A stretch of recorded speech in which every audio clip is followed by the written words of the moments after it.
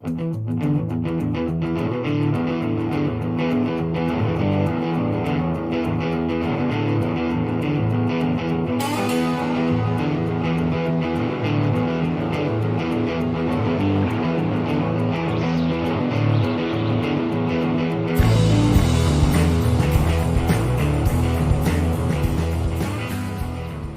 I'm curious.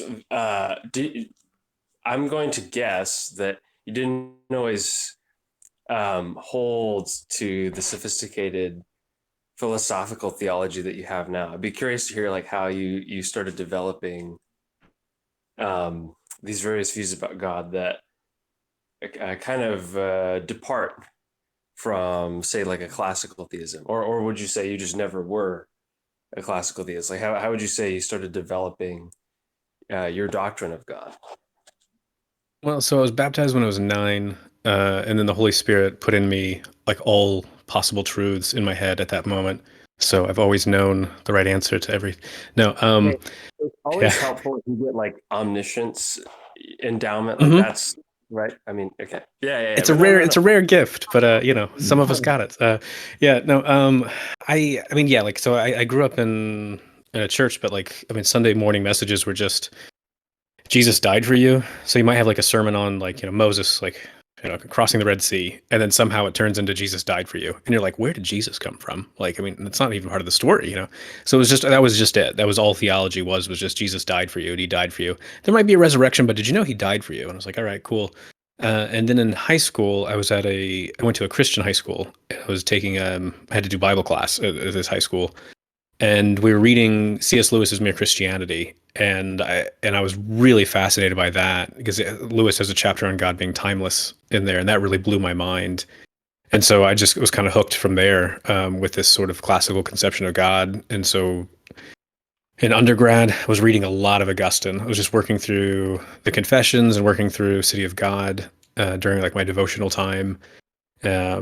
And before I eventually went to go study theology and philosophy, because I didn't start out originally doing that. I was originally started out to do like radio and television and film, and then eventually got addicted to philosophy and theology later on.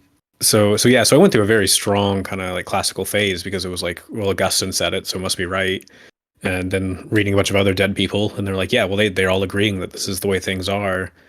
But then kind of started to question it a bit during my master's, and then during my PhD dug really deep into the classical tradition and just found that I could not make sense of it anymore, that I couldn't see how things really fit with, like, I guess the Bible, with fit with different claims that seemed really plausible to me, how it all fit together consistently, because I could find contradictions and I couldn't figure out ways to iron them out anymore. So eventually I gave up on it. So it was a long process to give up classical theism. Interesting. Uh, this makes me curious. Like, what would you say is maybe like the number one biblical story or passage where you kind of had that exclamation point going over your head, like, this just doesn't fit. This is not a system of theology that's consistent with the biblical narrative. Mm. It's hard to say. So, I guess a general point about epistemology, when you're looking at, like, when someone asks you for your reasons for believing X, Y, or Z, typically you don't remember all the things that like led to that because it's a whole lifetime of reflection. And so I can't really pinpoint like one that just knocked me over the head of going like, well, this just doesn't make any sense. It was more of just continually seeing these problems of going, okay, there's all these passages where it's clear that God's doing one thing and then another and then another and then another. How am I supposed to make sense of all of that being timeless, like one single timeless moment? I just can't. And then later on, much later on, well after my PhD, doing the project on God and emotion, and really looking at the biblical evidence for just God changing his emotions and being influenced by creatures. I mean, that was just overwhelming. That again really smacked me in the face. It just made me go, "This cannot possibly be biblical. Like, this is just like, I mean, this is anti-biblical." Yeah, that's funny. That's funny you say that. So I like some of the insights of review. I'm not convinced of it, but I get thrown under the bus by my friends a lot because I'm a Calvinist and I don't like classical theism. I think I would agree with you that it gets temporality wrong, and it's interesting to me that you talk about God's emotions changing. I think of like to me, like maybe the biggest example. You know, you're reading the Bible for like, I don't know, one of the, you haven't read the Bible for very long. You only get to the sixth chapter of Genesis.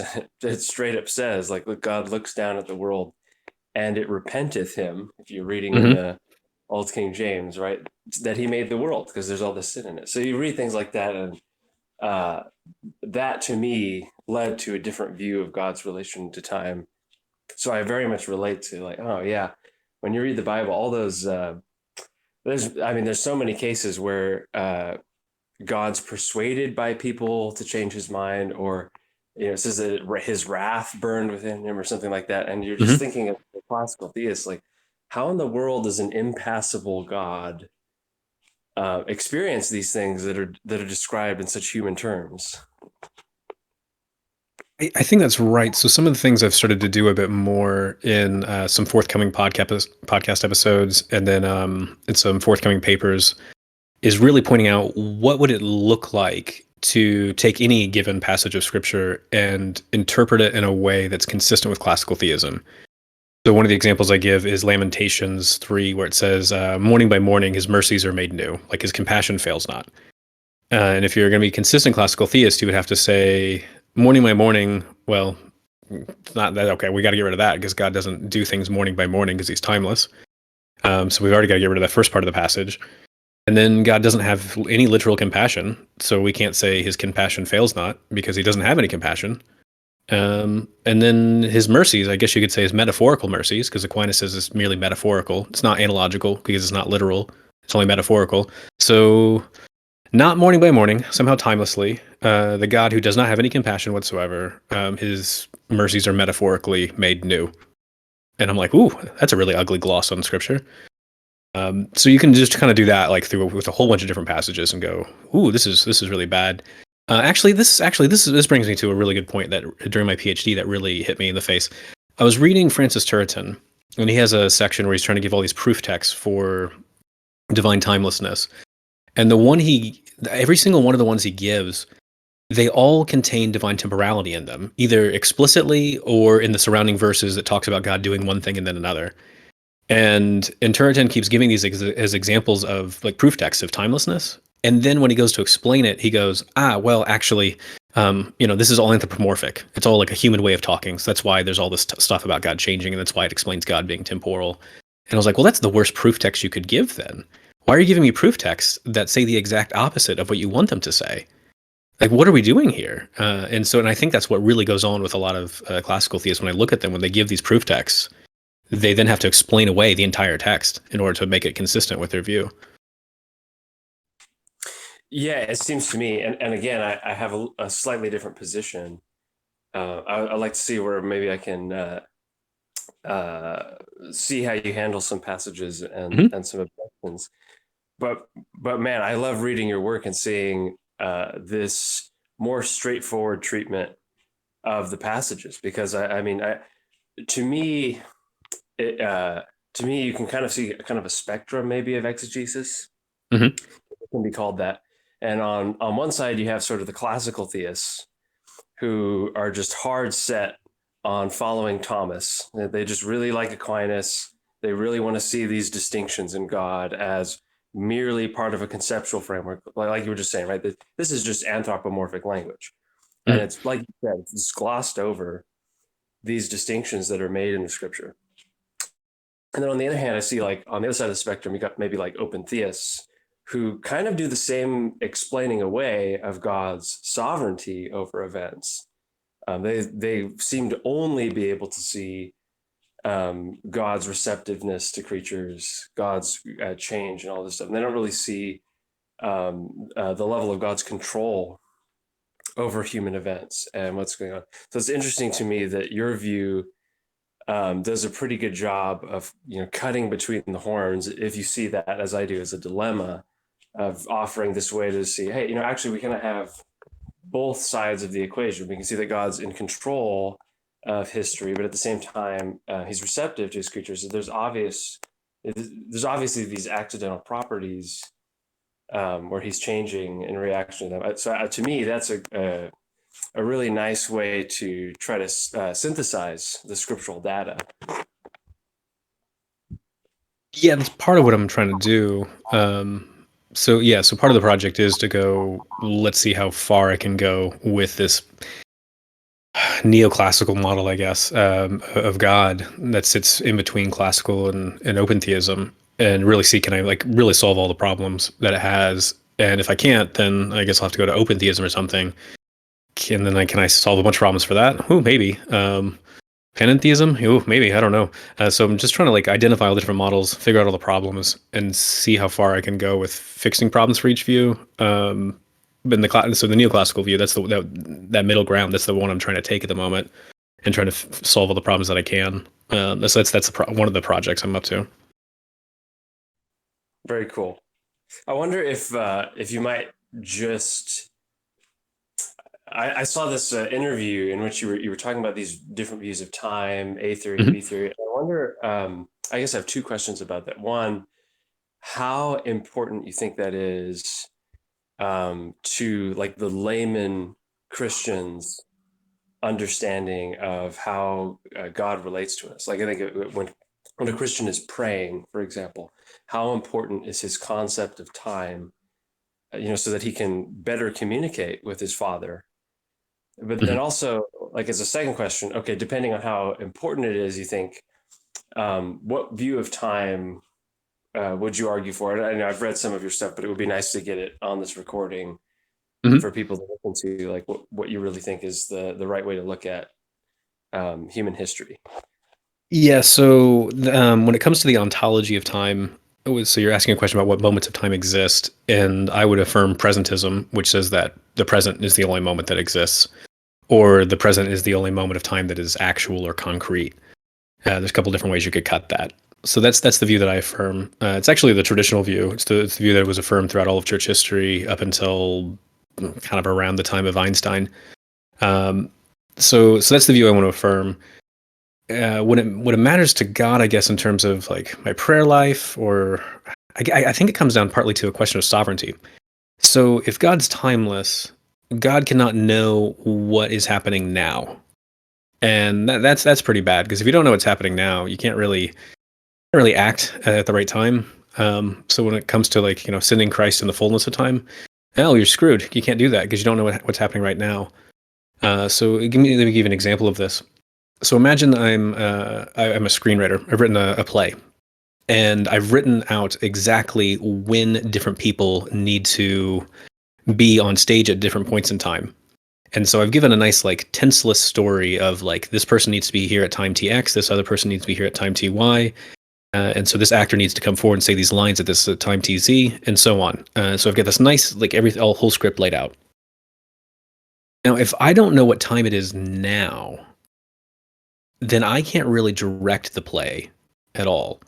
I can't be sitting there and telling the actors, you need to get on stage right now, because I don't know what time it is now. I know, in one sense, like the tenseless facts of like when the actors need to be on the stage. But if I don't know the tensed fact of what is happening right now and what will be the case and what has happened already, then I can't direct the play. And so you can kind of extend that analogy to think about God. And if God's got only like timeless or tense, well, not timeless knowledge is not the same thing as tenseless knowledge. I can explain that more in a minute if you want. But if God only has tenseless knowledge, which is what most people who affirm timelessness want to say, then God's not going to know what's happening right now, and so He wouldn't know when to providentially act to bring about all the stuff that He wants to bring about. So yeah, so I think part of the issue is just God's sovereignty. For sure. I wonder how. So, suppose you have. This is a view that I used to hold to, but I think it's ridiculous now. But I wonder how you would. I wonder if you'd use the same criticism or bring up different objections. Suppose you have a Christian who uses like a truth maker argument Hmm. as a way to start thinking of time. So he's looking at the fact that we can, in our language, talk about events.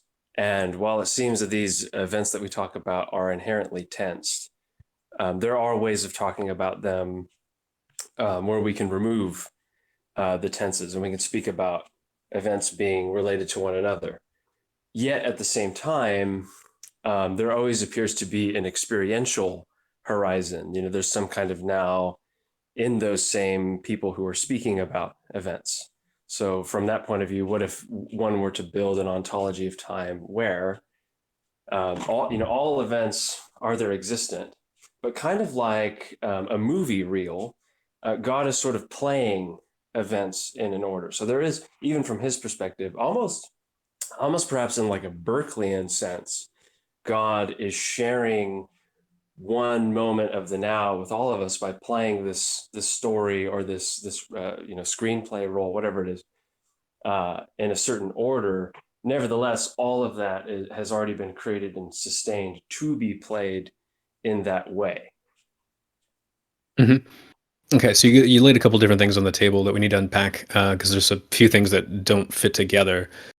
So first, it sounds like you're wanting to say let's pretend there's a like an eternalist ontology of time where all moments of time exist. There's not strictly speaking a past, present, and future. There's just a bunch of moments that are successively ordered in earlier than, later than, and simultaneous with relations. This is what eternalism says. Um, Now, on eternalism, there you wouldn't be able to have any meaningful sense in which God can press play, like on the movie reel, because all of it just always exists with God. So there's never a state of affairs where God exists without this eternal block of time. So that's how, like, for instance, Paul Helm and Catherine Rogers talk. So they're like, yeah, if eternalism is true, then there's no state of affairs where God exists without the block of time. Now, that view is an ontology of time. Now, there's a second question, which is a question about propositions, temporal propositions, which temporal propositions tell the fundamental story of the world.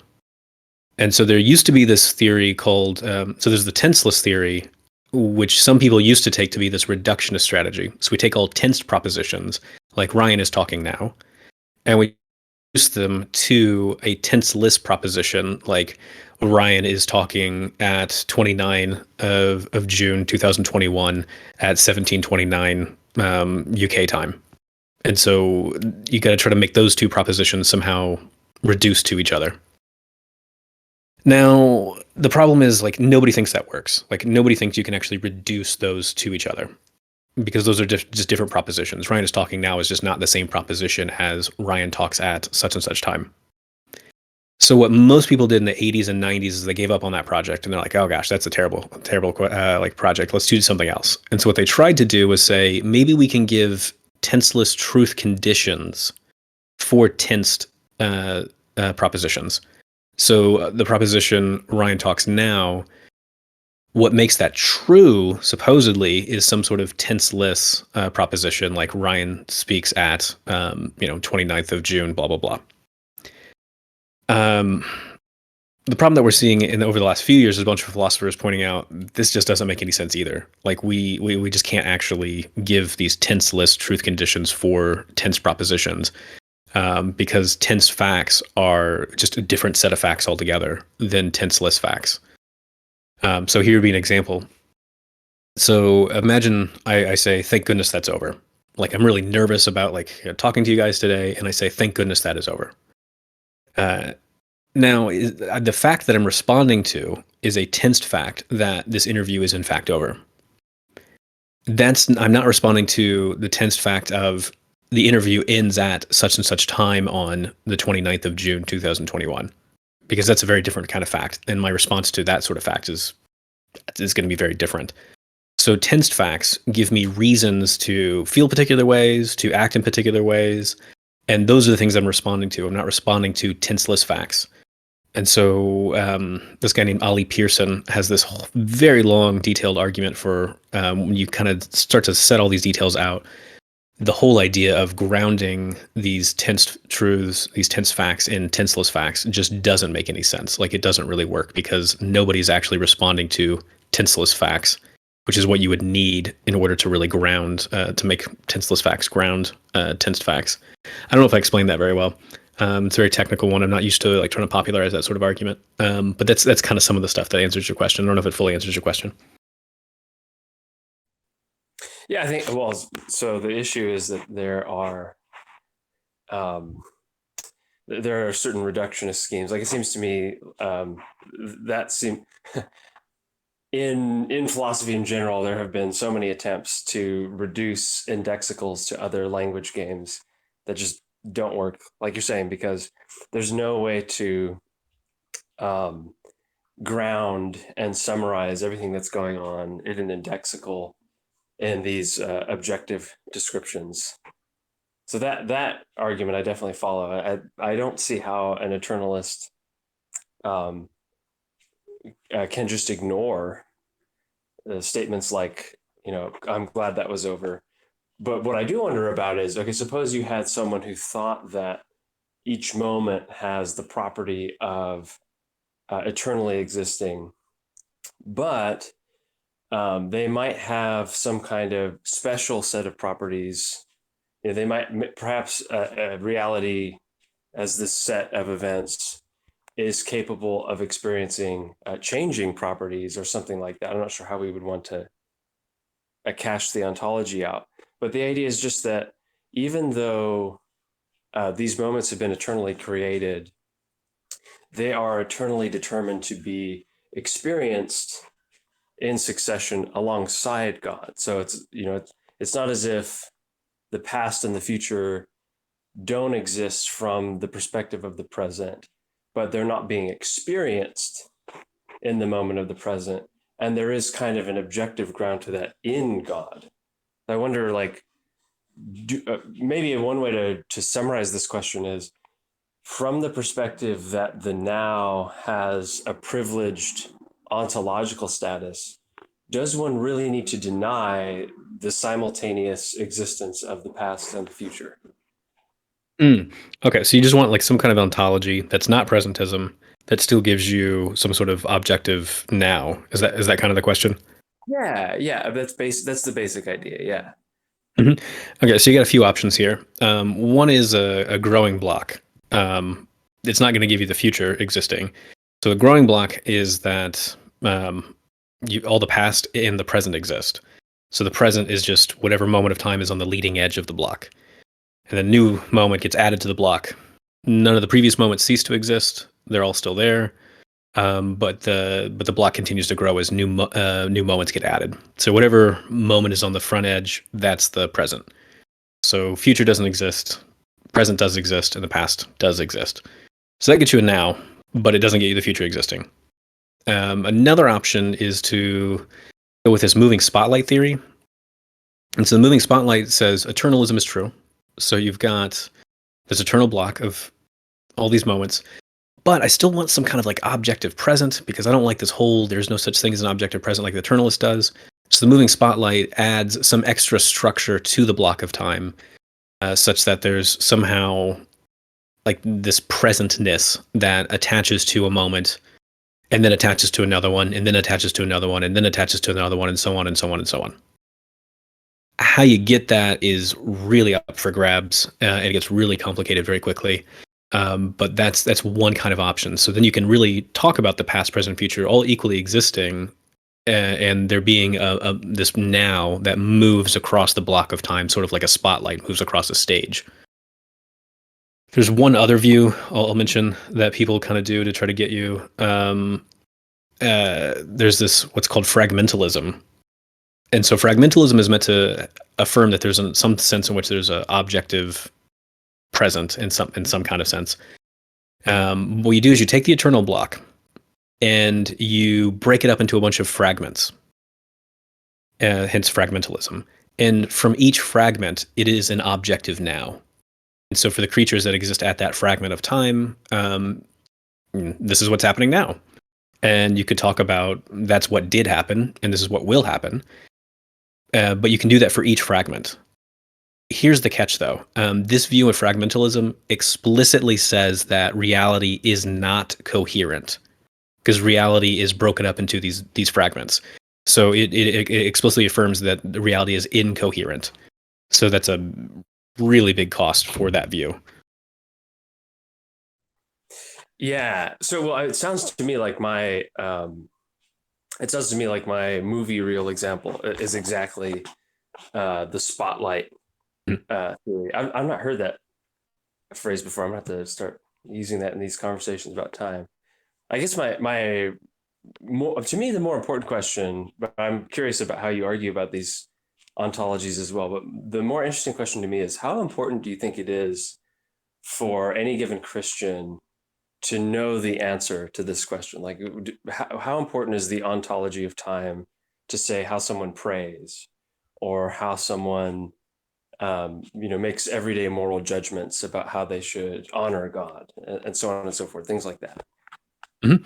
Yeah, that's actually the topic of the second half of the book that I'm working on. So the first half of the book is just what are the different models of God? What does it mean to say that God's temporal? What kind of options do you have? Does God create time, or is God like identical to time? All the different accounts of providence. And then the second half of the book is okay, well, how do I get let's look at all these different rival ontologies of time. And there's a bunch of others that I didn't mention a minute ago that I look at in the book that I have a chapter dedicated to each view. And I'm like, okay, here's some common problems that you get for a bunch of these non-presentist views. For a bunch of them, the problems you get are you do not get any life after death, and that kind of sucks because I kind of want my life after death. And you don't get any. You kind of exacerbate the problem of evil because you never get evil really being ultimately defeated. And a bunch of cases, you might not get any free will whatsoever. And then in some cases, you might not get creation out of nothing. If you're a panentheist, then you're not going to care about that. But if you are a classical or a neoclassical or an open theist, you're going to want your creation out of nothing. So those are the kinds of problems that I identify for all these other ontologies of time. I haven't told you how you get those problems. I'm just telling you those are the kinds of problems, at least that you might encounter. Yeah. Well, okay. So it sounds like it's up there in Christian doctrine. Like it's definitely helpful to know that you got an afterlife, for example. Yeah. Cool.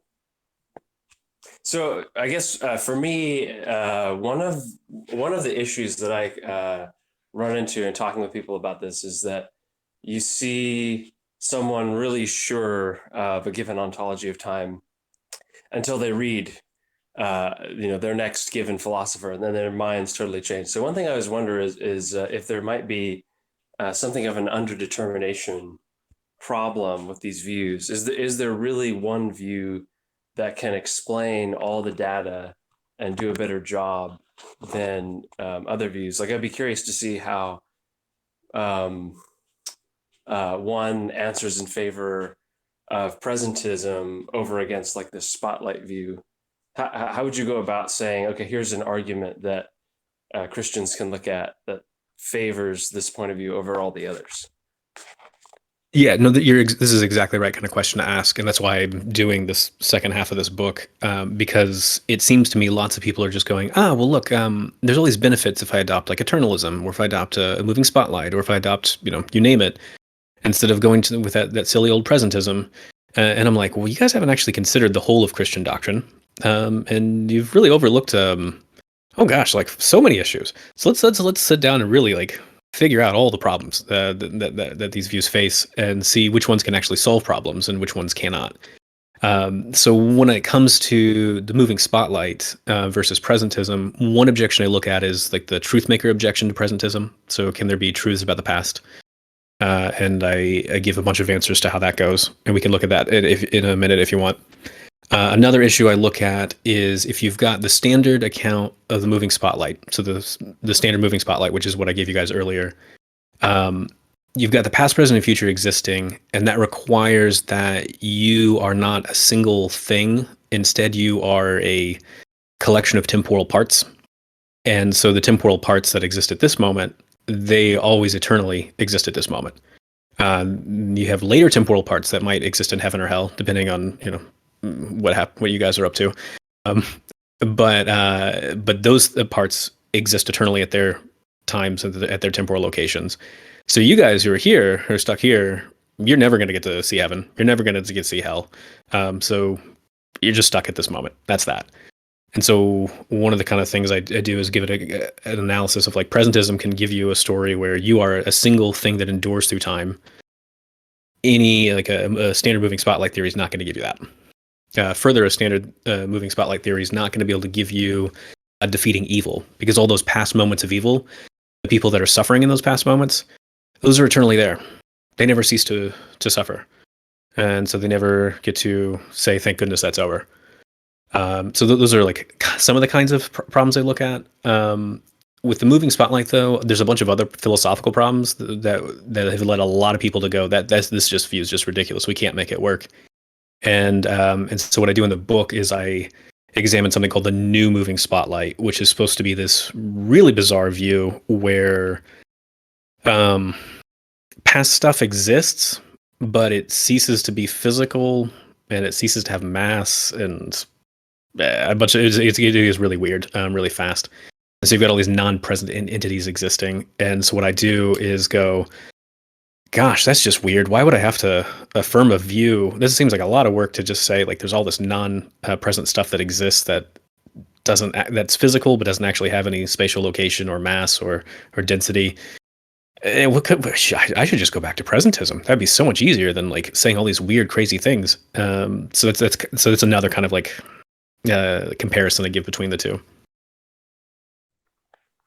Yeah, dang, there's a lot there. Yeah, there's a Uh, lot there. So yeah, so whatever you guys want to go further, and I'm happy to do that. But that's lay some of the stuff on the table. well, I do. I wanna see what happens if somebody pushes back a little bit. But before I do, I'm curious about this question of like physical properties. So like, suppose that suppose you're talking to a Christian who holds to the spotlight theory, and they say, they're not quite a Berkeleyan immaterialist, but they think something like, okay, well, God has this divine plan, and it basically accounts for these truths um, that are there recording history, and they're created. They form something of like a timeline. They're almost like a book. They're almost like a book, and um, the now is when those truths are instantiated by, and here I'm speaking metaphorically, God Mhm. reading the book. God is sort of passing over the book with his eyes. He's speaking these things into existence. They're already there, but there is this now in the spotlight of God's, reading over this reality and sharing it with people. Um, would that get past questions about, say, like the physical properties of past or future things? Since on the one hand, it seems like, okay, well, obviously, the future events can't have they can't even have causal properties, right? That seems like a big problem. But maybe if you have this kind of idealist ontology where it's really God's mind that's doing the heavy lifting of, holding together these kind of ideas or truths of the past and future that then kind of are physically instantiated as he is passing over them. Do you think that would get past that particular objection? Let me ask a follow up just to make sure I'm getting this. So, how idealistic is this? Is it that like we like are just literally ideas in the mind of God? So there's not actually any physical objects. There's just God's mind and God's ideas. Is that the kind of idealism in view here? Let's not go that far. Let's just say that let's say that um, we're not realists about physical properties. So physical properties are really just certain phenomena that you and I perceive, and humanity is sharing this phenomenal experience because it's shared with God, because He's the one who's acting as the one who has the objective perspective on the now. Mm-hmm. I think I kind of get the idea. So Sam Liebens has some papers where he's arguing for this kind of position, and then he does so in his book, The Principles of Judaism. And so he and I are going to do a debate at some point in the future. I've already written up my paper going, you just can't get anything you want at all from this view. So I guess my objection would be, I don't even think you could get to a coherent story of time when you assume idealism, because you can't even get a coherent story of creation on idealism. Because so God always exists with his ideas. There's never God existing without his ideas. And creation, ex nihilo, is supposed to be the claim that there's God all alone, without any created stuff whatsoever. And then somehow, either logically subsequent or temporally subsequent to that, you've got God existing with whatever he's created. If you go with his idealist story, you're gonna have God always existing with his ideas, so you never even get a coherent account of creation ex nihilo to even get up and running. Um, so that would be part of the problem. So I wouldn't even know how to get to this whole metaphor of God, like reading a book. So I don't even know how to get to that part. I guess I think that's where I'm stuck, and I'm just dying. So it's okay. It's okay. No, I was gonna say, okay, should we take a water break there? Yeah, I'm good. Okay, I think I'm good now. Okay. Yeah, I mean, that's a bit you flatten a bit my objection, because that really gets to, it seems to me, like the heart of your view of time in relation to God. I mean, the argument you're making there, which comes up in several of your papers, to me is really this idea that to have a coherent notion of creation, you have to have divine temporality. There has to be some kind of change in God's activity for him to begin starting up, the engine of human history, as it were. Is that a fair representation of how deep and necessary you think that view is? Yeah, I think if you want creation out of nothing, if you want an eternal creation, then there's some wiggle room out of some of those kind of problems. You get different kinds of problems, which is, it seems that the universe itself is temporal. So how is God omnipresent it was a timeless God omnipresent to a temporal world? But if you got creation out of nothing, you do have this very clear claim of, you've got God all alone, and then God with all this stuff, and trying to figure out how there's not a change there, there's no succession there, no temporality there. I think it's just impossible. Suppose that you think God's, and I know you reject this, and this is essentially classicalism. But suppose that you think, or I would say, rather, to correct myself, this is what classicalists, many of them, posit.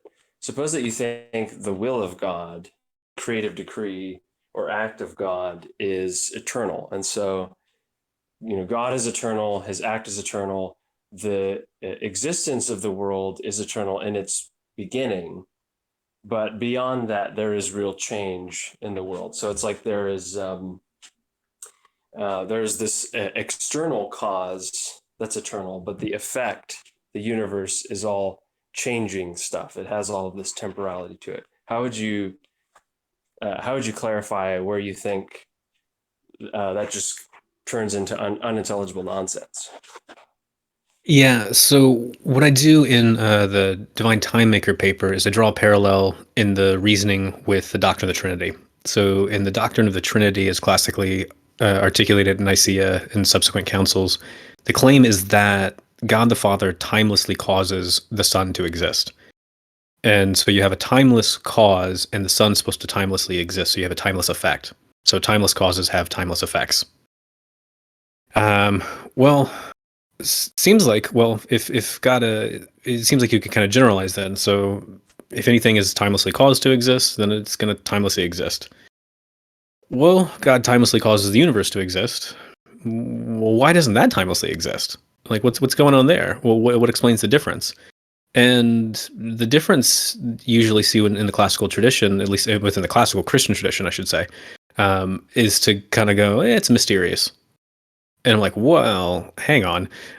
Like, so we admit that, like, in the case of, like, the Trinity, a timeless cause is a timeless effect. But in the case of creation, a timeless cause does not have a timeless effect. And the answer, what is the difference, is, well, it's mystery. And I'm like, well, that's weird. And then when you also look into the Trinity stuff too, of like, how can the Son be, like, really like God if he's caused to exist? And like, well, mystery. And so you just got a lot of mystery being thrown all over the place. And the mystery is really convenient too, because it's the precise point where you need to say something more to get a coherent story, and they're just very conveniently refusing to do so because they're like, just mystery, mystery, mystery. So that's where I start to find it really unintelligible. Is, I'm like, you seems like you got a contradiction here. You got to say more to remove it, and the only claim that people are making in response is mystery, and I find that very unsatisfying. Yeah, I see. I think I wonder if you agree that one might also argue at that point, if you're going to say you can have created objects in virtue of timeless cause, and you think what sets the sun apart is the timelessness of the causality, doesn't that just mean the sun is a created being? Like how is the son really God and distinct in his emergence from the Father if the same cause that you're using in the Godhead is the one you're using for creation? Yes, there's a way to kind of tease it out a bit more. So in the Nicene Creed itself, it says the Son is caused. It's genitas, where it's got an extra letter thrown in there, and then to be created or made is genitas, which is the same word just minus one letter. So you got genitas and genitas, and the difference is supposed to be that the Son is like never begins to exist, whereas something that's created it begins to exist.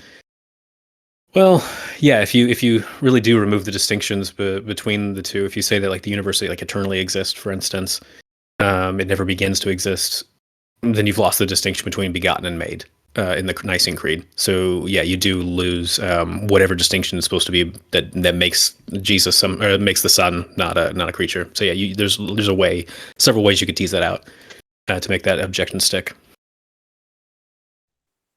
Wow, that is a um, for me. That's like that's taking the wheels off the wagon. I don't I don't know what more would need to be said against that view. Yeah. Um, but to maybe push back a little bit. So one thing I do wonder about is uh, what would you say to a positive Mysterian who's going to say something like, well, suppose that we have reasons to think that God transcends time. We also have reasons to think that he changes. Perhaps there's some way in which those two things are reconciled in God without needing to say that he's essentially temporal or essentially atemporal. Hmm. What would you make? I mean, I'm thinking here of like some Lutherans who are even more friendly to mystery, right? And so maybe a Lutheran would come along and say, I see that in the text that clearly God is outside of creation. I tend to think creation is temporal, that's exclusive to God's creative world. But I also completely agree with my brother Ryan Mullins over here, and it's obvious that God is changing in the scriptures. So maybe there's got to be some way to put those two things together without saying something like divine temporality. Like, how would you? What sort of persuasive move would you take to get this Lutheran out of that spot?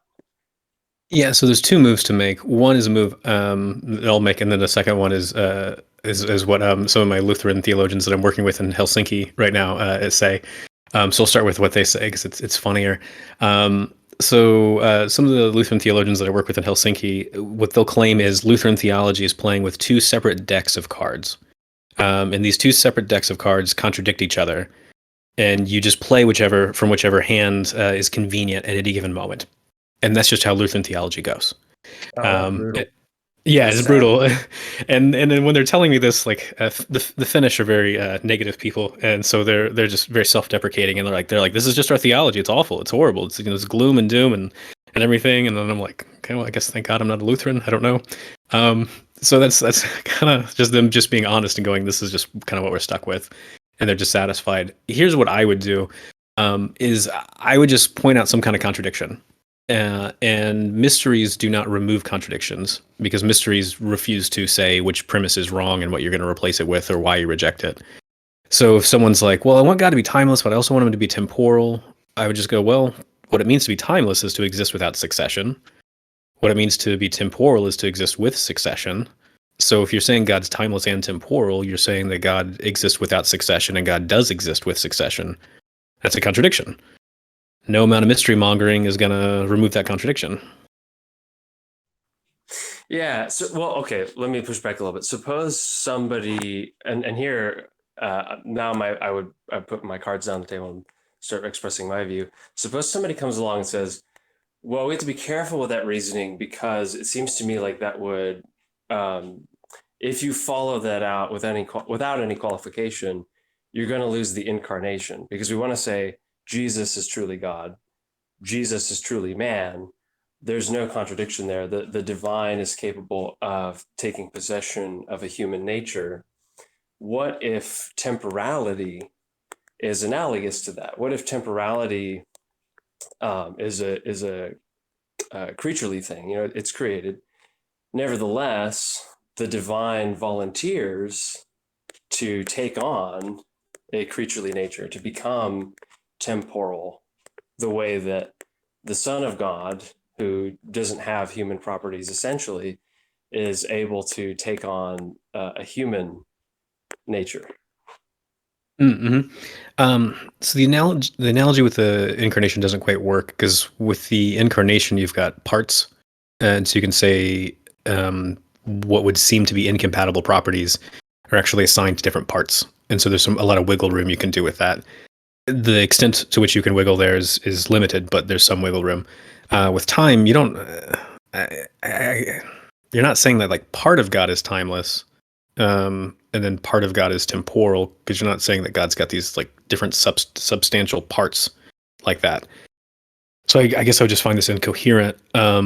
But you might make some different kind of claims, though. You might say if God had not created a universe, he would not undergo any change or succession. And so that's all we need in order to be timeless. You could make a move kind of like that. It's relying on a particular theory of time called the relational theory of time that I think is circular. But at least that's like one step you could do in this particular kind of dialectic is to go. I want to say that something like maybe like William and Craig kind of style of like God is timeless sans creation, but temporal with creation. I'm so glad you used that word. That's so fun. Um, yeah, let me see if I can push back a little bit. So Mm-hmm.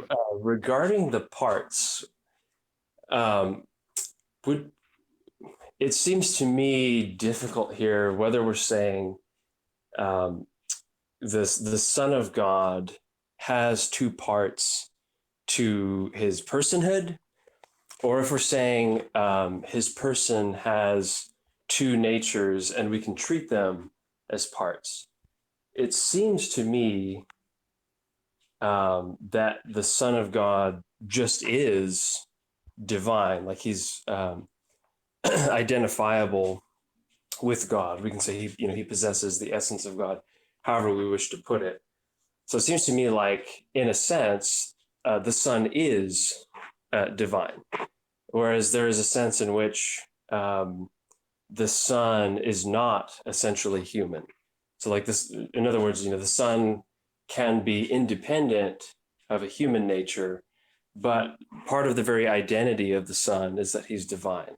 So, the difficulty for me is if we want to distinguish this attempted analogy between the incarnation and God's temporality, and saying, in an attempt to say, hmm, perhaps God is timeless, but also temporal, precisely because he is capable of choosing to take on a temporal nature. That falls apart because the incarnation relies on parts. When we say parts, do we just mean that we're treating the two natures of the Son, one innate, one voluntary, as parts in our mind? Or are we saying like something more ontological about the personhood of the Son? Like Mm-hmm. how would Yeah, you? Yeah, please take it away. Yeah, yeah. take it away. Yeah, no, I see what the question is. Yeah. So you're right to say that it seems a bit weird to distinguish between the Son and his divine nature like too strongly, even though so many people in Christian theology do that.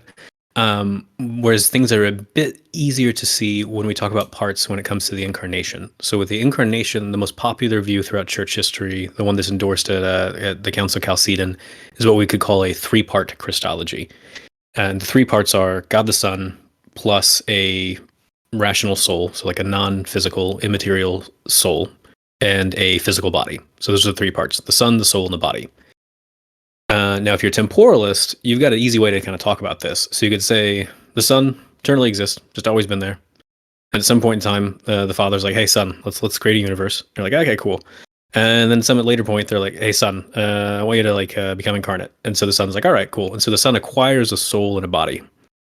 And then you can really talk about those are Those are real parts. That's They've got this substance, there's a soul, and then in the second another substance that's a body, and somehow unites himself to all those in some interesting way that he counts as one person and not two. So yeah, so you really do have very clear, substantial parts on the incarnation. If you want a traditional, I don't know how traditional you want to be on the incarnation, but if you want a traditional, that's kind of how you have to go. Okay, but it seems to me then that someone can make the same play with time. That they could say, okay, you've got the sun, and then you've got this other part, which is God's temporal representation, and he's got his various temporal properties and actions that he volunteers to take on in time, just the same way that the son volunteers to take on a soul and a body, like these two other parts that he's Mhm. taking on in the incarnation. Like what I see is an easy way to slap this down would be to say, okay, well, the person of the son is actually partially human and partially divine, as son. That would be a problem for this view, because then the whole incarnation would depend on this division of the son. But it just seems to me that like that's exactly what Chalcedon is denying, is that Mhm. the son is fully human, he's fully divine. The whole person is divine, and the whole person is human, even though there are parts, in the sense that he has two natures. He has like numerically distinct natures, and in that sense has parts, right? So on from that perspective, is there a further push? Like, is there something further to say this analogy doesn't work? Because it seems to me like that's a really strong case to make, that you could have the merits of divine temporality. You can say, yeah, actually, God really does change, just like Jesus really does experience life, death, and then resurrection. Like it just like any human being, God was able to die because he took on this human nature. But then expand that and say, well, that actually might be able to make sense of um, God's entire temporal process throughout history. That really he's this atemporal being who has chosen to take on a temporal nature in order to express himself in time to temporal creatures. So when does he take on the temporality? Yeah, that's a great. Yeah, it seems to me like that would just be. I would be forced to say that's an illegitimate question, right? Because Mhm. there's no time prior to uh, creation, right? Like it's Right, on this sort of view, yeah. yeah. So okay, so I think okay, so here's what you got to say. So we're in the neighborhood of like a William Lane Craig kind of story, and so in the Time Maker paper and in the book that I'm working on, I call this the creationist view. So the claim is that God creates time. So prior to creation, and you got to be careful how you say prior, because it can't be a temporal prior. Prior to creation, you've got God all alone, and there's no time, because God creates time, and so he creates it with the universe, to use Augustine's phrase. And so Craig wants to say that. Here's the problem, though. So here's one problem. I think I'll give you two.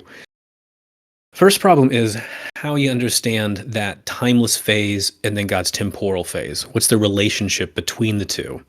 Because it can't be a before and after relation, because that's a temporal relation, and a timeless being cannot stand in any before and after relations. Can't stand in any temporal relations whatsoever, as Paul Helm tells us. So that's ooh, okay. It can't be a simultaneous relation. The God's timeless phase cannot be simultaneous with the beat, like the first moment of time, because that's a temporal relation.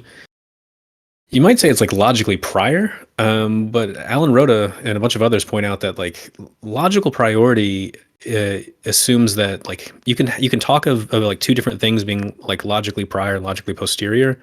Those things have to be consistent, in the sense that like they can be both obtained at like the same moment, be it a timeless moment or a temporal moment. But God not creating and God creating, those are not consistent with being both obtaining at the same moment, be it a timeless moment or a temporal moment. Those are incompatible states of affairs. So we can't even talk about logical priority now for God existing sans creation.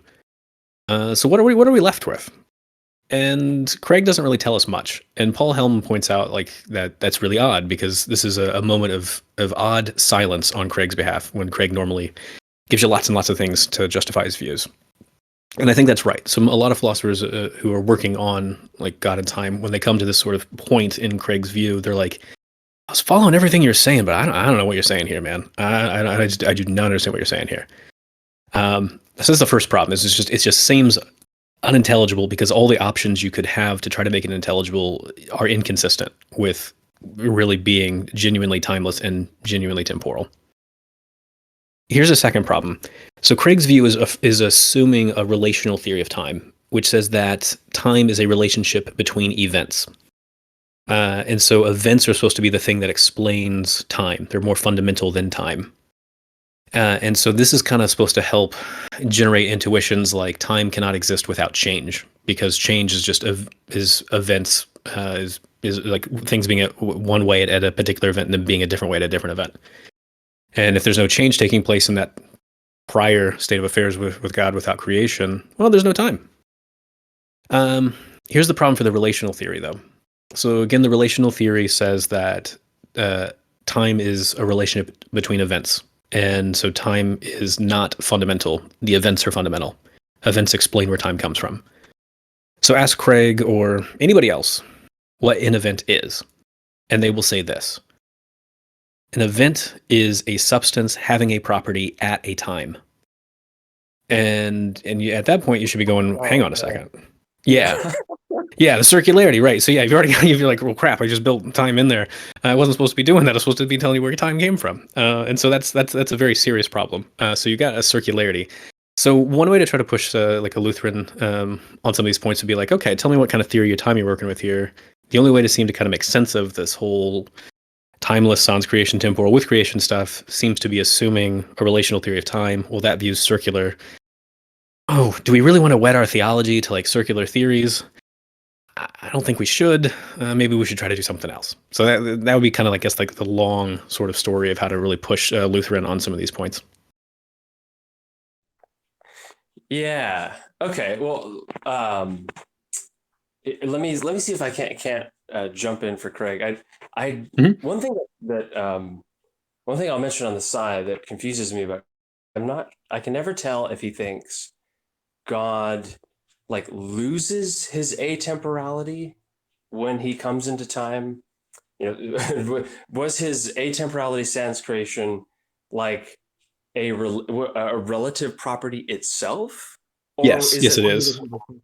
yeah, and that just seems to me to just okay, well, that just makes the whole theory irrelevant, doesn't it? Like, what was the what you don't lose it to me? Your view is much better because you don't lose anything by just saying, well, God has this innate story history in and of himself. He's a triune God. He's dynamic. He's not a platonic object. And then he creates the world at some point in time triunely, like you kind of comically pointed out earlier. Like there's a conversation between Hmm. the members of the Godhead, right? Well, that does sound like biblical Christianity, and I don't understand why would Craig, the yeah, no, Craig is he softened his stance a bit over the years. So he has said that my view, or like Swinburne, or Gerrit de Weiss, like some of these others of us who say like God's essentially temporal. He says that's perfectly compatible with the Kalam cosmological argument. So I'm like, oh, okay, that's interesting. And then Andrew Loke, who's been doing a lot of work on the Kalam over the last few years, he also has a recent paper out where he says, yeah, this is totally consistent with Ryan's view. And I'm like, all right, cool. So I got all these people telling me it's consistent with all the arguments for the existence of God that they want to push. So Craig's last kind of response is to say, well, the only thing that really would make God temporal instead of timeless prior to creation is that God has temporal location. But that looks just like a timeless God. And to which I want to say, well, no, because a timeless God doesn't have temporal location. So the fact that God has temporal location before creation, it's a temporal God. So there we go. What's the problem now? you can just see Aquinas rolling in his grave over Yeah. his time. But yeah, okay. But to maybe push back just a little bit. So, um, maybe I can jump in where Craig is unable to answer. It seems to me that um, the question, when does God create the first moment in time or something like that, uh, however you take that, even if you think it's illegitimate, it seems to me you're really getting at a question of how um, the common properties that God shares or can share with creation is grounded. Like, how is it possible for an uncreated being to have properties that a created being has?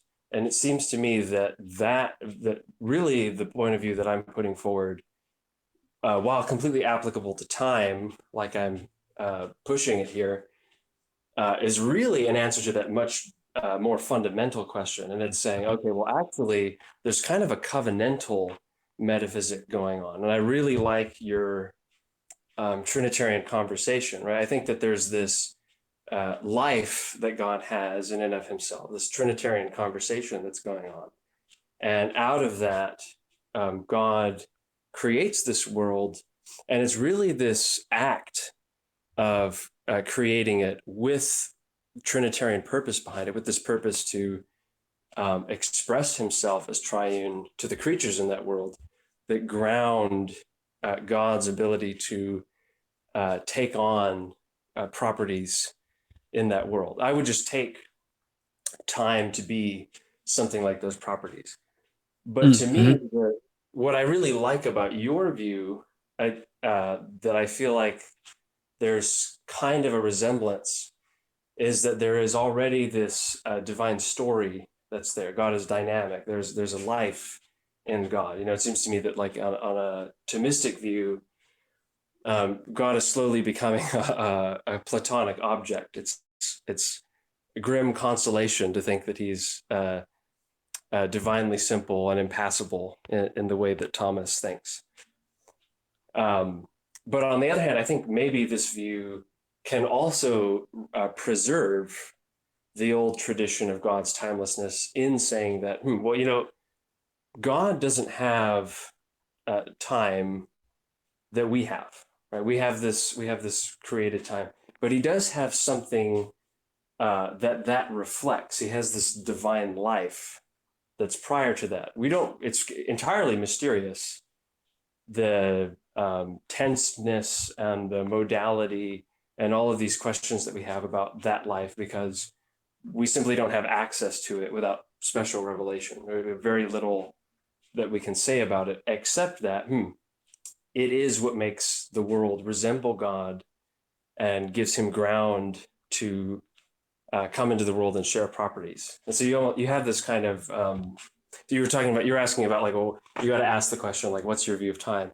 What if your view of time is this idea that, okay, in God there's this original life, and time, when we're talking about time, we're really talking about God choosing to share his uncreated life in a created way with creatures. He has created this world so that it sort of facilitates something that reflects his original divine life.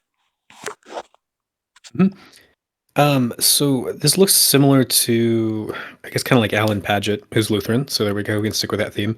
And Gerrit de Wies's view, where you've got this distinction between God's metaphysical time and then created time. And then T.F. Torrance tries to do this something similar. I used to think something like this works, but Nicholas Wolterstorff and Swinburne have this really clear objection to it, which is if God's metaphysical time is in a one-to-one correspondence with created time, so his present moment always lines up with our present moment, then it really kind of seems that, like, what am I doing with these two separate times? Like, what are they really separate?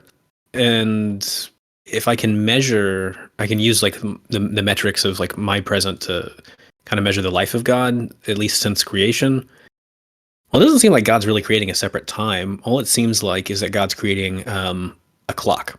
And so this is why my book is going to be called From Divine Time Maker to Divine Watchmaker, because I'm going to be denying that God creates time.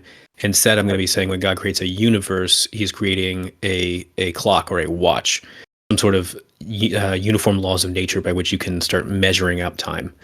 Now, let me tell you what I think time is, so you can kind of start to get a better picture of this. So, time is a natured entity that makes change possible. It is the source of moments, and it's the thing that unifies a series of moments into a timeline. A moment of time is the way things are, but could be subsequently otherwise. And so, what I want to do is I want to take this particular tradition that's been forgotten within the Hindu tradition and within the Christian tradition that identifies time with God. That time is an attribute of God. It's part of his essential nature. And here's how you can tell that story. So you can say, well, God is the thing that makes change possible because he's a natured entity that makes change possible. You look at God's nature, he's a being with that necessarily exists, and he's got all this power and he's got all this free will. Well, he can make things change. He makes so his very nature is what makes change possible. God's the source of moments because God simply existing is a way things are, but could be subsequently otherwise. Because there's a way things are, God existing with his power and his freedom, and they could be subsequently otherwise because God could exercise his freedom to do something. And moving from not exercising that power to exercising that power, that's making things be subsequently otherwise. And then God is the thing that unifies a series of moments into a coherent timeline because God is a providential God. And whatever story of providence you want to tell, that's how you're going to articulate how God orders a series of potential moments into an actual coherent timeline. You could be a Calvinist, you could be a Molinist, you could be an open theist. A lot of different ways you could kind of tell that story, but you're going to be able to give some kind of story of how God organizes things into a coherent timeline. So, on my view, then, just the divine essence itself, like one of the, it just like God just is time. It's just part of his essence, it's part of his nature. So he's not creating it because he can't create his essence, he can't create his nature. What he's doing is he's creating subsequent moments of time. Yeah, that's fascinating. What's funny to me, and I hope this is not this is meant as a compliment. What's Mm-hmm. funny to me is that this view, in relation to like other metaphysical questions about how God relates to creation, seems to me to be the more consistently Augustinian view, because where Augustine put the Platonic placeholder, he put the abstracta back into God's mind, back into God's character. This seems to me to be something like the same strategy, or very much Mm. like it.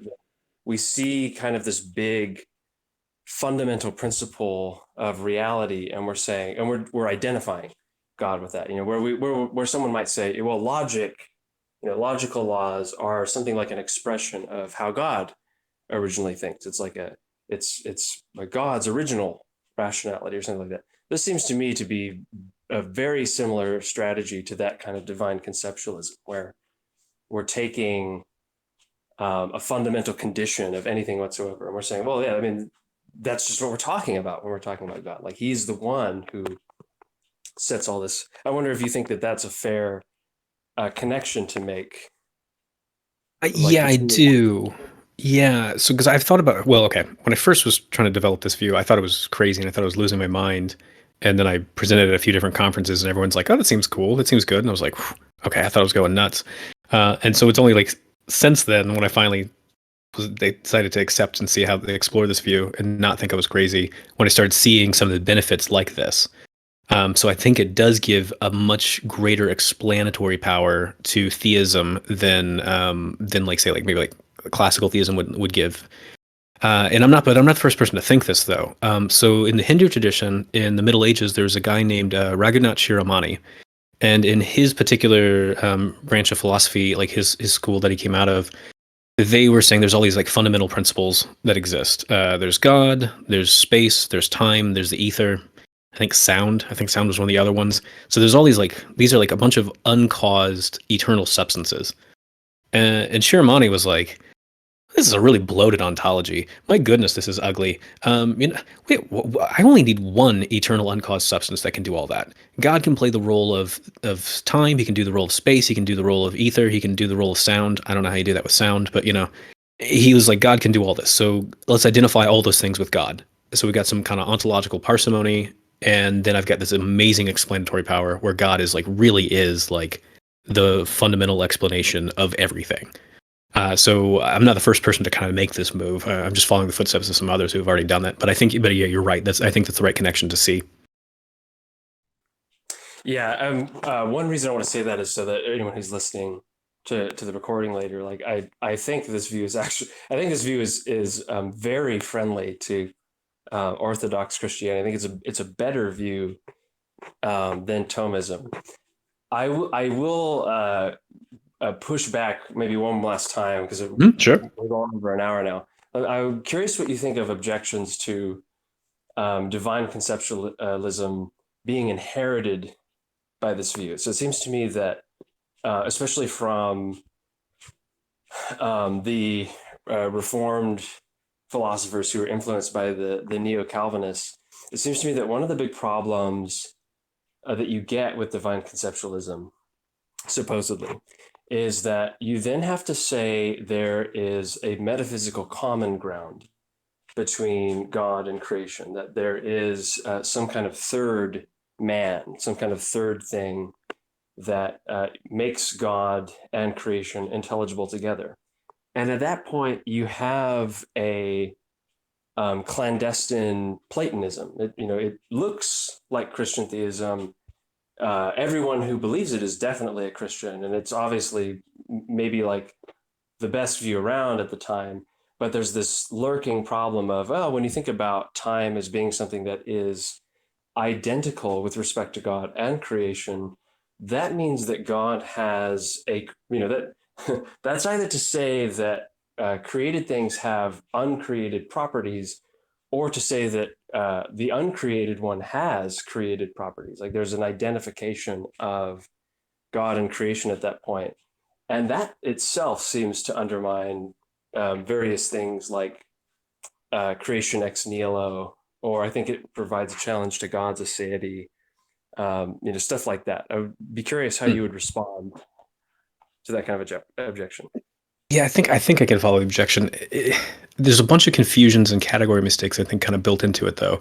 And I see this a lot in a lot of different, not just like Reformed theology, but a lot of different theological systems.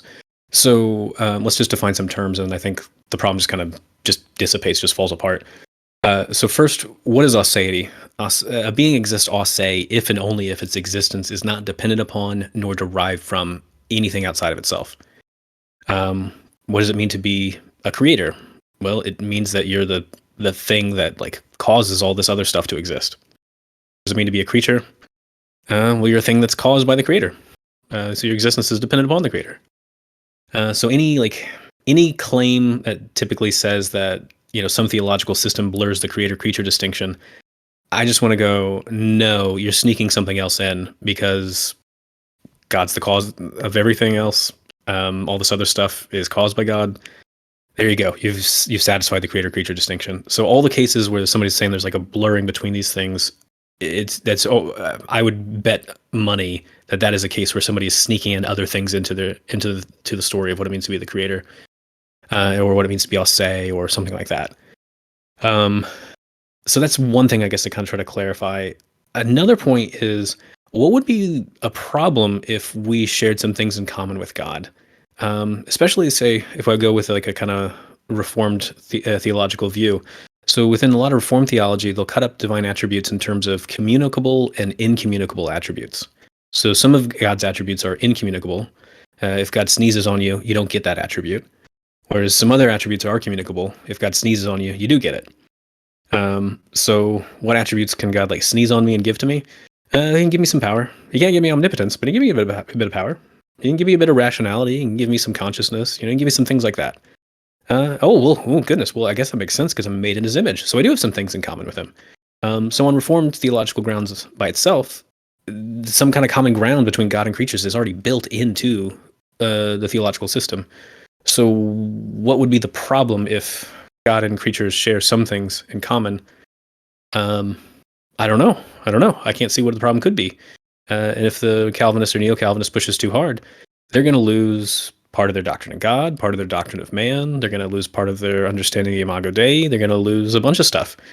So, I don't know. I've just kind of lost my grasp on what the problem could be anymore.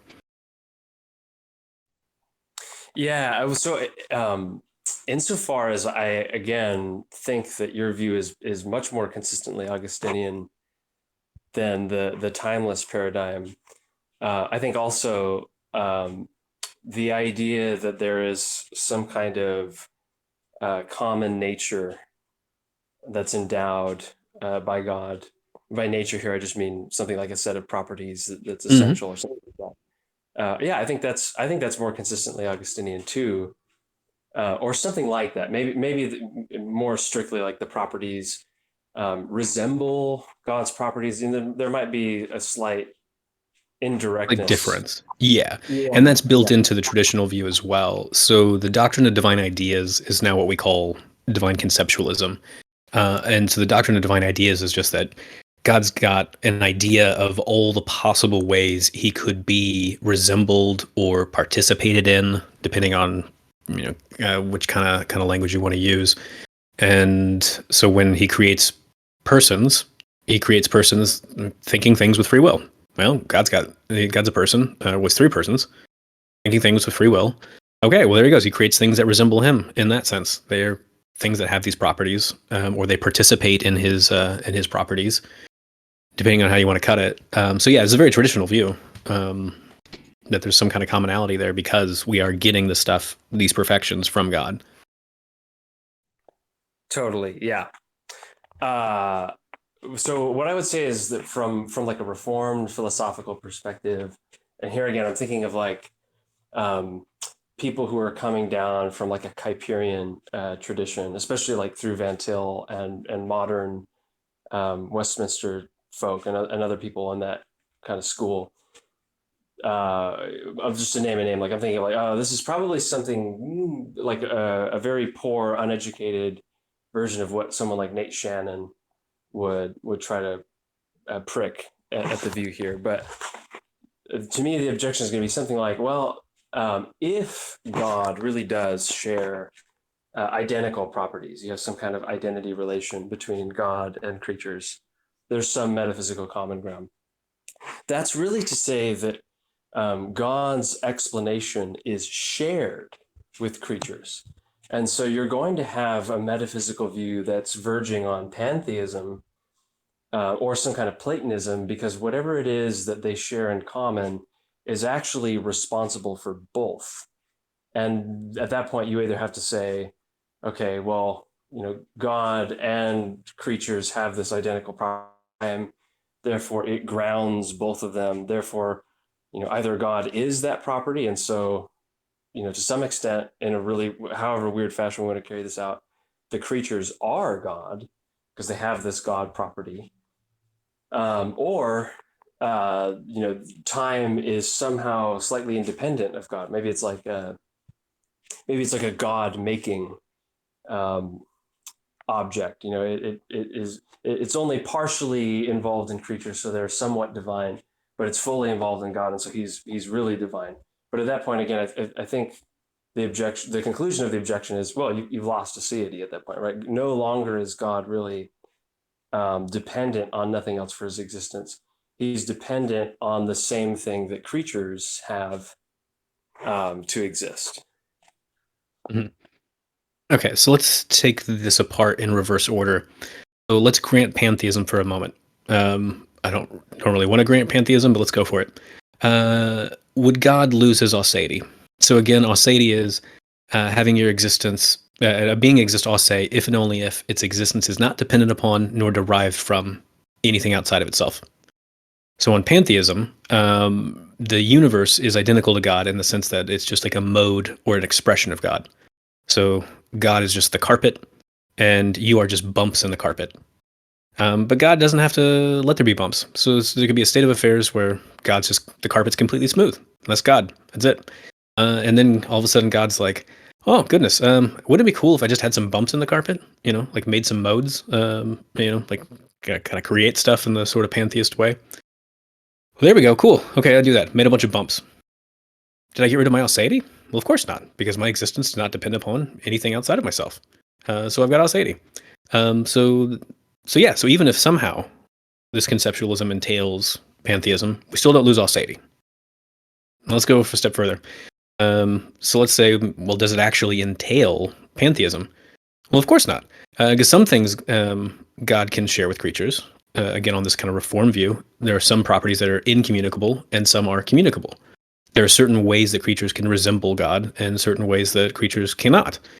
One way is, well, God exists necessarily, and I'll say, no thing that's created can exist, I'll say, because no thing that's created can have its existence not dependent upon and not derived from something outside of itself. The very fact that it's created means it's dependent upon and derived. So even if it is the case that maybe some of our properties, like we are literally like sharing the numerically same property as God, well, he couldn't share necessary existence with us. He'd have to give us something else that resembled it, which would be like contingent existence. So you're not going to really get the entailment to pantheism, as far as I can tell, because you're not going to have creatures sharing in God's aseity or sharing in God's necessary existence. Uh, okay, so let's push back even further. Conceptualism doesn't necessarily have to say that we are literally sharing the numerically same property as God. There are certainly people who do say that, but I don't think you have to. What you could do is you could say that what God does is he creates immanent universals or something like tropes or something that resemble his ideas. So you've got all these divine ideas, and then when God creates stuff, he creates stuff with tropes or properties that attach to particulars that resemble his ideas. And so that's consistent with conceptualism. And so then you don't even have like, we're not literally sharing the numerical same property that God has of like, say, like his love or something. What I have is a trope that resembles his idea of creaturely love and perfect love. So there's a whole bunch of steps, I guess, before you could even get anywhere near pantheism. And even if you did get pantheism, you wouldn't lose aseity. Okay. How are you on time? I'm I'm okay. I've really got serum. I gotta go to the gym in about an hour. So I've got a bit more time. I can chill for a bit here. okay. Okay. I'll just press you one more time, and then Sure. we'll see what you say, and then we can edit there because it's getting long anyways. But I I can't help myself. This is really interesting. Uh, it's not every day you get to press a true philosopher who's gotten a doctorate and all that. So I appreciate you hanging around, Mullins. Yeah, yeah, yeah. Um, so I guess with the pantheism thing, if I can just push back on that one point, it's, there's so much there to go over, and those are some really interesting objections. But to me, one of the issues with pantheism is that I think you have to speak tongue in cheek, you have to run to Grand Priest. You're going to need a different idea to make sense of entailments than your everyday Westerner, I think, because if you really have something like a pantheistic metaphysic, then you can say things like, I am God. But then we can also attribute properties like, I am dependent, I am not a say. And then you have to say weird things like, God is a say and God is not a say. And somehow that is a true contradiction or something like that. So it seems to Hmm. me like as long as we're dealing in the realm with a metaphysic that corresponds to, or if you're a logical realist, a metaphysic that is classicalism or something like it, then yeah, I do think that pantheism is straightforwardly going to entail that God is dependent, because then he inherits all the properties of um, the what was the you had a really great analogy. It was the bumps in the rug, the bumps Hmm. in the rug, right? Like, say the bumps in the rug, for example. I don't know. They're made of some kind of twine or something, and so the God is made of twine, so the bumps are made of twine. But each bump that's made of twine is dependent on another bump that's made of twine. It can't really be a bump unless there's some kind of valley between them. Okay, so they've got a dependence relation between each other, and then we see, okay, well, the whole uh, composition of twine bumps and valleys is really a set of objects or a system of objects that have dependence relations. So insofar as God is just identifiable with the mat, yeah, I think like those properties can't, things like being composed of twine or something like that, which we use to make sense of the bumps on the rug, Mhm. is not something that can be explained merely by appeal to the mat. Like you're going to need someone to put the twine together. You're going to need some kind of plant that makes the twine. There's going to be no way from the standpoint of Western Orthodox Christianity to look at pantheism and say, this concept of God is self-explanatory. Because it's identified with things in the world, there's going to be various ways in which it cashes out. And oh shoot, that right there is a dependence relation, or so I think. Yeah, let me see if I can help the pantheist out, which I don't normally want to do, but I'll see what I can do here. So the first thing they could do, yeah, they could go this pair-consistent logic. I just think that's so ugly. I don't know why anyone would want to do a pair-consistent logic. I shot below the belt. I'm sorry. Yeah, but no, but the thing is, I know people who do that. My friend Benedict Goeke, he's like, yeah, we could go with a pair-consistent God, and I give you a whole panentheist story, and I'm like, oh, okay, if that's what you want to do. I feel like that's just a cost for any of you. And then, of course, there's J.C. Beale. He's wanting to do this kind of crazy stuff with logic where, like, the incarnation is a true contradiction and whatnot. And I just want to go, these are just costs, very, very heavy costs. So the pantheist could go, sure, I'll go with paraconsistent logic. And I would be like, that's a huge cost. But okay, sure. Now you get to say all sorts of contradictory things, and you get out of problems, I guess, by asserting contradictions, because apparently that gets you out of problems. Here's another thing a pantheist could say, though, instead of going, I don't want that parent-consistent logic. What they could do is they could say, so when I say I am a bump in the rug, or I exist, or I am dependent, or something like that, the pantheist could say, yeah, okay, well, you speak truly, but the truth conditions, we could do that whole, like, trying to figure out what the truth conditions are for that. The truth conditions for that statement, what makes them true is that you are a mode of God, and modes are dependent upon their substances. Well, the only substance that exists is God. So of course, like God exists and he's got these modes. You're just a mode. And of course, modes are dependent upon their substance. They're all dependent upon God. And so then you're trying to get out of that kind of problem. But you pointed out something else, though, that is going to be much more difficult for the pantheist to get around. If I say I am a dependent being, and I'm also identical to God in some sense, well, then it seems like I should, that God is saying that as well. And this is actually, Tim Mander is a contemporary pantheist, and he's got this argument for pantheism, which goes like this: God's omniscient, so he's got to know all the facts. What are some of the things to know? Well, your first person perspective. I am a dependent being. God's going to have to know that in order to be omniscient. Well, the only way you can know that is if you are identical to him. So, pantheism. So omniscience just entails pantheism. Well, what you've pointed out is a really great counterexample to this sort of argument. It seems like if I say I am a dependent being, I am a sinner, I did all these horrible things. Well, if God's really omniscient and his perspective is identical to mine, then God's going to have to be saying, I am dependent, I am a horrible sinner, and I did a bunch of horrible stuff. Well, now I don't have got a God who seems like he has irrational beliefs and he's done some really horrible things, so I don't have a perfectly good God. It seems like I've really got an incoherent picture of God now. Well, here's what the pantheist could do to get out of that. They could say, well, maybe you're not identical to God. Maybe you're in a constitution relation with God to some extent. So like you and God you're constituted the same stuff as God, so you overlap with God, so you've got some different properties. Then things start to get kind of messy, and then it's like, well, why? One of the motivations for pantheism was this identity claim. So basically what I would be doing, and I could go further than that, is kind of, I could do more moves to help the pantheist out, but each of them would be whittling away at the arguments that the pantheist runs in favor of her view. So that's kind of the strategy I guess I'm developing at the moment is I can be like, I'll help the pantheist out, but then it gives you reasons to reject pantheism. So at the end of the day, it would just be kind of maybe like, why bother being a pantheist anymore? Yeah, well, I'm glad at the end of the day we both, as Christians, are like, maybe not pantheism. That's Yeah. that'd be different problems. Yeah, no, again, Mullins, I really appreciate your work. I wish more philosophers had your candor. I mean, not everybody's willing to just come in and talk to some random guys on Discord. So thanks for coming on, man. Well, Yeah, thanks for having me. before we let him go, There's people in the chat that want to ask him some questions. I can do that for a few minutes, yeah. And there's not many of them, so it's so the first one comes from Perry.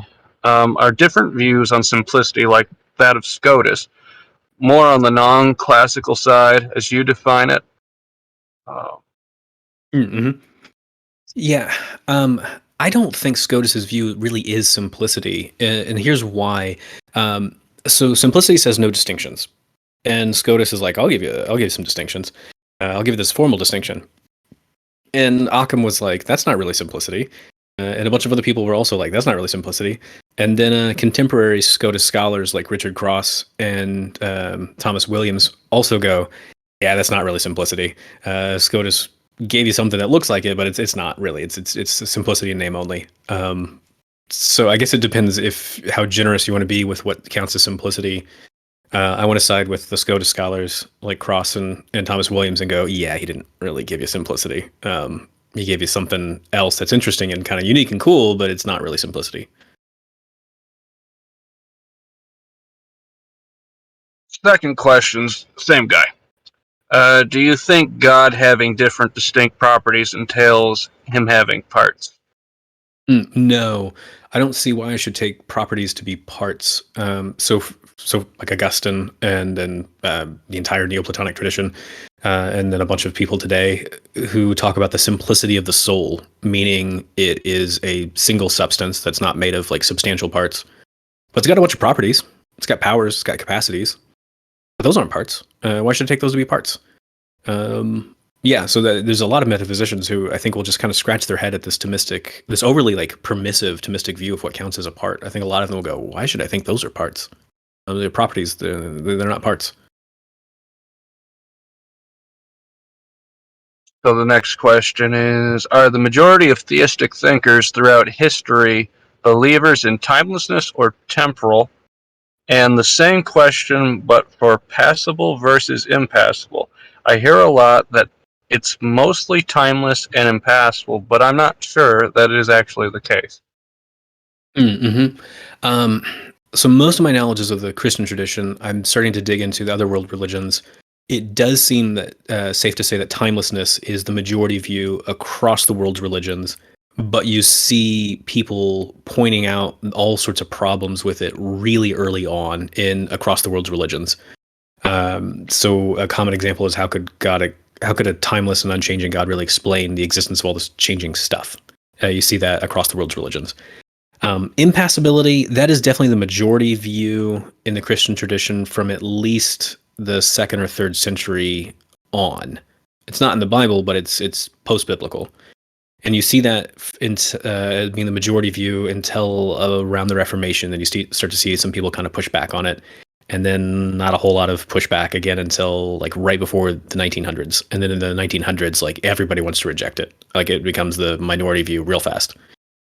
Outside of the Christian tradition, it seems like a bit of a mixed bag. I'm kind of identifying people who seem to affirm both, and so I can't speak confidently about what's the majority view outside the Christian tradition on impassibility just yet.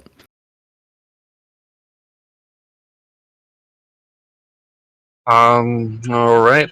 Numbers has a question. He wants to set a rundown on. Well, he said something about like a rundown on the problem of evil. Your thoughts on it, or about that? It depends. Okay. I'll go see how quickly I can do this. So, with regards to the logical problem of evil, all you have to do is just tell some kind of coherent story. It doesn't have to be plausible. You just have to tell a coherent story. That's a really low bar, and people do that all the day long. And so that's why someone like Paul Draper says, if you want to push a problem of evil, you shouldn't be pushing a logical problem. You should be pushing an evidential problem. Something about the kinds of evils that we see really do go against the idea of a good God. That it's not that just any old explanation could justify God. You have to have some specific kind of a story to tell. From there, I like the soul building theodicy and a bunch of extensions that people have added to it. I think like John Hick, when you really sit down and read his actual like account, it's so much richer than what a lot of summaries will give of the view. And so I think there's a lot of stuff going on there that really can help a lot with Problem of Evil. And then various extensions, like Robin Collins has this connection building extension that he builds on top of it. So I think there's a bunch of ways you can kind of tease out the theodicy in more details. I also kind of think that skeptical theism works pretty well. I know there's a bunch of objections that skeptical theism entails some kind of like moral skepticism or something like that. I'm not really convinced that that's the case. But there are people who try to push that objection. I don't think it really works. So I think skeptical theism can really help a lot with that sort of, with like the evidential problem of evil. And the final problem of evil that sometimes gets discussed is what's kind of sometimes called like the pastoral problem of evil, or the existential problem of evil, which is just like you're looking at your life and you're like, this just really sucks. Like, what am I doing here? And then somebody has to come along and give you some kind of pastoral advice to help you like snap out of it. Like, why should you trust God? Why should you care about like believing if God exists and all this kind of stuff? I don't know what to say to that. I'm not a minister anymore. So I don't know. Talk to a minister about that. Nice. Hey Jimmy, are you still there? Better not Yeah, abandon us. Yep. Can you share your thoughts on divine simplicity, and can Mullins comment on? I would love to hear his thoughts on your view, if you don't mind. Yeah. Well, so I would take. I mean, he was probably going to say that I end up in the the SCOTUS camp. I would be someone who thinks that there are real distinctions, and so there are, from the standpoint of human knowledge, there is a real truth maker in God of these truths. That, for example, he's all-knowing, all-wise, and he's also omnipotent, and also these are not the same truths about God. But nevertheless, I would hold that I don't think those. I don't think the extensionality or the referent of those attributions are divisions in God. I don't think they're properties, strictly speaking. And this goes back to the earlier conversation, because I know Mullins has some great objections to this, but nevertheless, I would still defend the point of view that if you say God has properties, and that propertarian ontology is the same propertarian ontology that creatures have, that is, when we say God has a property, it means the same thing as when creatures have a property, then I think you've got a challenge to aseity. I will qualify on the end there that I actually really like the what Mullins calls the tropist strategy there, and I think my view is of that. So insofar as you want to actually classify that as conceptualism, I'm game for that. That sounds good to me. But yeah, my view of divine simplicity is just that there's no divisions in God. There's no properties. There's no way of identifying a truth maker that has any commonality with creation. It's completely sui generis. There's nothing like God's distinctions in the world, yet we can make them. And I would argue that they're makeable for the same reason that we can distinguish the members of the Trinity. Each member of the Trinity is identifiable as God, or in a sense is identical to God, but they're not identical to each other. And so I think insofar as Trinitarian theism is essentially Christian and is exegetically defendable, and you can defend it against objections, I think that can actually be the foundation of our view of simplicity, rather than Thomas's view. And again, side comment, I'm totally on Mullins' side with the problems with Aquinas's account. I think it just reduces to unintelligibility. Okay, so with here, so I guess I'm struggling to put all the pieces together. So I'll just kind of identify some of the pieces and why I'm struggling to put them together. So one claim is somehow there's this formal distinction in God, and that's like the truth maker for me saying that God has power and God has goodness and God has knowledge, and those are not like attributes that are identical to each other. But then I've also got this claim that God doesn't have any properties or attributes at all.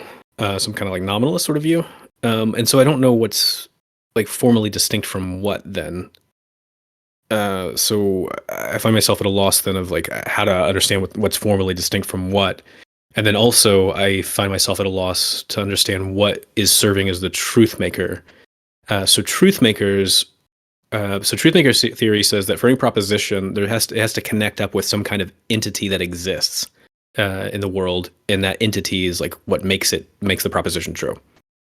If I've got a being that exists without any structure, so I mean, it doesn't have properties or something, then it's hard to figure out how that's the truth maker for a whole bunch of propositions like has power, has knowledge, and something like that. Because truth makers, like the kind of entities that make propositions true, are things that have structures. So things that have substances with properties, for instance, or states of affairs, or something. So they're things that are complex and have some kind of structure. So if I have a being that has no attributes at all, no properties at all, then I don't know how it could be the truth maker for is triune or is all powerful or is all knowing. Yeah, and then I guess the final thing I'm kind of at a loss to see how it all fits together.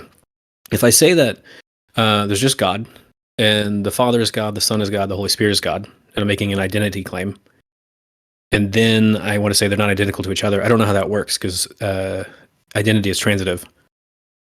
So it's not, so you're not doing like a social Trinitarian move where we're saying the is God is not a identity claim, and is a predication. You're not doing that. You're making an identity claim, then I'm like, I don't know how the Father and the Son are not identical because identity is transitive. So I guess those are some of the pieces I'm kind of missing. I don't know how to put all this stuff together.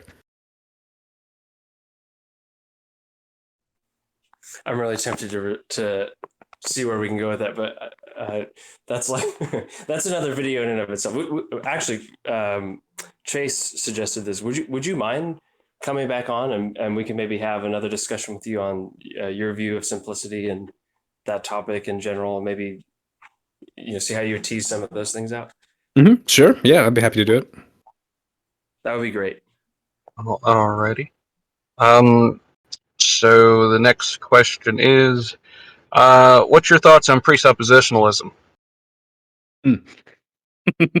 I didn't know that this was a serious view for most of my education until I got to my PhD, and one of my office mates, who was also a PhD student at the time, asked me, "What did I think about presuppositionalism?" And I was like, "I didn't know that anybody was still doing that." And so that's when I discovered there was this whole world online that had like developed around it, and I was really baffled because during my master's, like, it got mentioned in my apologetics class like once, and it was my professor who's a Calvinist. He got on a soapbox and like ranted against it, like how he can be a strong independent Calvinist. He doesn't need any precepts telling him like he's not really Calvinist because he doesn't believe in precept or something like that. And that was it. That was the extent of my education on precept. So when I've looked into it a little bit, I find myself at a loss to understand what's happening here. The best I can tell is that it's like a kind of coherentism about justification and truth. And so I can at least understand those kind of theories in epistemology. I don't think they work, but I can at least understand them. And I can understand the apologetic strategy of saying, let me show you how my view is coherent and how your worldview is not coherent. I can understand that kind of stuff. But I gather there's more to the precept story than just that kind of thing. And those are the things I have to admit my ignorance on. I don't really know enough about. Fair enough. Alrighty. What's your favorite metal band? At the moment, my favorite one is probably Make Them Suffer. They're a deathcore band from Australia. I've got to see them a few times live. The last time I was supposed to see them, my wife and I were supposed to go, and it was the week before lockdown started in Scotland. And so I missed the show by a few days because like lockdown started right before it happened. So I was really gutted. So I have a follow-up spontaneous question. Brother, what in the world is it about Australia that they come up with all these superior metal bands? The Scandinavians and the Australians just have some of the best head-banging stuff around. I don't know what it is about them. I thought about this a bit. So like with like the Scandinavian countries, now that I've like lived there for a bit, I can understand it. Like it's during the winter, everything's very dark. And so it's very easy to see how you would just get like this very pessimistic view of reality. And then given like how often they've been conquered by different people, they just have this view of like reality just is war, and that's that, and we come to accept it. The Australian friends that I have, when they describe like kind of life there, there's this sense of like reality just is kind of harsh. There's a bunch of stuff out here that's going to kill you. You know, there's giant poisonous spiders and like, you know, because when you're in Australia, like everything could kill you there. Like, my goodness. And so they just kind of have this part of their worldview of like reality's harsh. It's gonna be brutal. So let's make some brutal music. I think that's the connection. Is there a follow-up, Jimmy, or can I go to the next question here? No, you can go to the next question. I thought it was great that your your favorite metal band was Australian black metal. That's amazing. So the next question is, since what are your views on apologetic? Do you follow along any of the lines? Is there any particular thinkers you group around, or etc.? I've gone back and forth on this a lot. I used to think reformed epistemology or go home. Like I just thought that was like really great. And then when you get a kind of more like robust sort of epistemology, it would be like an externalist account. But some more stuff that I've read recently makes me kind of start to go back towards some kind of internalist understanding of epistemology and some sort of evidentialist account. So, but I don't know. Like epistemology is just not my strong suit anymore. I've just been doing so much metaphysics, so I don't know. So I guess apologetics. I tend to be evidentialist. Yeah, I guess that's the best I can really say. All right. In your work on metaphysics, so sometimes there's various arguments people throw in. Like say like Craig's debating a Muslim, he'll use a love argument. But is there anything about your program or your story that you're getting at that is Trinitarian? So my overall like research agenda isn't really, it's not exactly apologetic. So the research agenda that I'm doing is trying to figure out what exactly are the bare bones of Christianity, and then what's the like a coherent story you can tell, just so I can have a coherent Christian story. And then from there, somebody can come along and give evidence for the Christian faith. Because if the Christian faith's not coherent, then you can't give evidence for it. I mean, you could try, but like you're giving evidence for an incoherent theory. That's not a good place to be. That's more of like what my work actually is doing. Um, there are some different arguments that I'm starting to ponder, though, that I do think would lead you in a direction of Christianity. So I'm looking at like a lot of Eastern philosophies at the moment. A lot of those tend to be panentheistic or pantheistic, and so I'm like, well, any argument I give against pantheism or panentheism, well, that's going to push it closer to Christianity. And then Jainism is an atheistic religion, but they think that like there's just all the souls that exist, like all of us, we're all eternal beings, or we're just ignorant, we're not omniscient. So I'm looking at some different cosmological and ontological arguments. I'm going, well, that could really rule out Jainism, and so that pushes a bit closer to Christianity. And so it's kind of more, I guess, of like lining up all the different religions one by one and different worldviews one by one, and looking at different problems for them and going, ooh, evidence points this way on these issues. Evidence doesn't really seem to point one way or the other on these other things, but you guys have some incoherence. So I'll happily point that out, and then I'll try to remove any incoherence on my side. So it's really just a hodgepodge of nonsense, I guess, is my apologetic method. I wanna be offended on the part of the Janus. Like, are you seriously gonna throw out our seven tensed logic? Like, how can you have a logic system without seven different values? I just don't even understand, Mullins, how you. No, I'm just kidding. Yeah, I mean, they're gonna have some crazy paraconsistent logic, I guess, at the end of the day. And I'm like, guys, you had such good arguments elsewhere. Why did you have to go down that road? That's how I constantly feel about Jainism. I'm like, you got some really cool stuff. Why did you have to do that? Why'd you have to do that? That's just how I feel when I'm reading the Jainists. So, last question is going to be this. Tell us a little about yourself, and can you tell us where to find you after this? Oh, one more. Actually, I'll add one more. What would you tell a young Christian? Where should they start studying? What would you recommend them to start off on? Oh gosh, it depends. I usually when I have a question like that, I want to know what they're interested in. Because some people like they just want to know more about the Bible, and so then I'm like, okay, well, let me like try to dig a little bit deeper and figure out like, do you want a Bible commentary or do you want to just like a basic understanding of like biblical interpretation? And then some other people, they're just really interested in like church history. They just want to know where did all these beliefs kind of like develop and come from, and so that I want to hand them like a good church history book. Some others, they really do want to know like, does God exist? And so I'm like, okay, well, here's this book by Gregory Gansel called "Thinking About God: First Steps in Philosophy." So what I typically do is I try to probe a little bit more to figure out what their interests really are, because everybody's interests are very different, and then try to move from there. Yeah. Nice. Put you have I believe you have a website, right? So yeah, so you can go to rtmullins.com, and I try to put up all my papers on there as best as I can. Sometimes there's copyright issues, and sometimes I follow them, and sometimes I don't, and just put stuff up there anyway for you guys.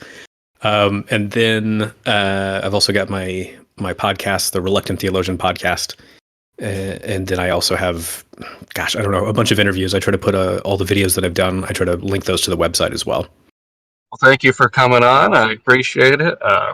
Loved everything you had to say. Definitely an interesting perspective, and hopefully we can get you on again and have another fascinating dialogue. Yeah, thank you for the invitation, and yeah, I'd be happy to come on again. It was good.